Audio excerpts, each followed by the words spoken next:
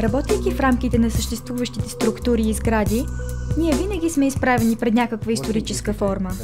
Дали това ще е стара сграда или свещено и духовно наследство, ние знаем колко е важно при самото изграждане да има истинско разбиране. Ние наистина отделяме време, за да постигнем пълно разбиране за всеки проект. Преценяваме потребителите на пространството, нуждите на нашите клиенти, както и нуждите на сградата или ситуацията. За нас, развитието на това разбиране е от ключово значение за успеха на всеки един от нашите проекти. Бяхме назначени като консултанти по трансформирането на един почти изоставен хотел в група частни апартаменти. За нас проектът гравитираше около две ключови теми. Запазването на тази красива стара сграда с уважението, което тя заслужава, възстановяването на бившата й слава, както и проектирането на тези апартаменти, за да отговарят на начина на живот на съвременните делови хора. Хетерарки успешно възприеха цялостната визия, съчетавайки пространствата според изискванията на хората. Те успяха да постигнат това, като същевременно подобриха и запазиха всички оригинални характеристики.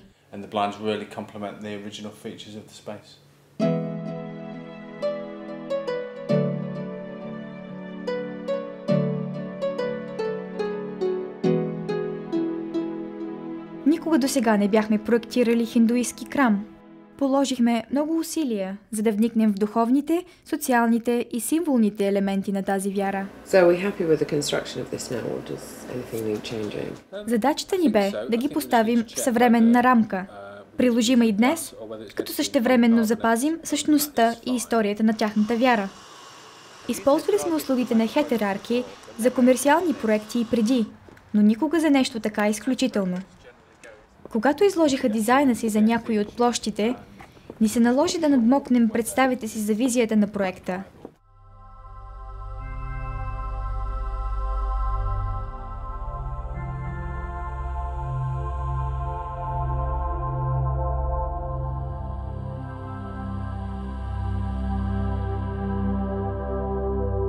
Хетерарки проектираха нещо уникално.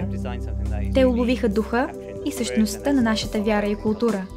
Всичко се свежда до баланса между стари сгради и нови обитатели, между наследство и нови социални ситуации, между долавяне на духа и същността на идеята и увереността, че това е достижимо.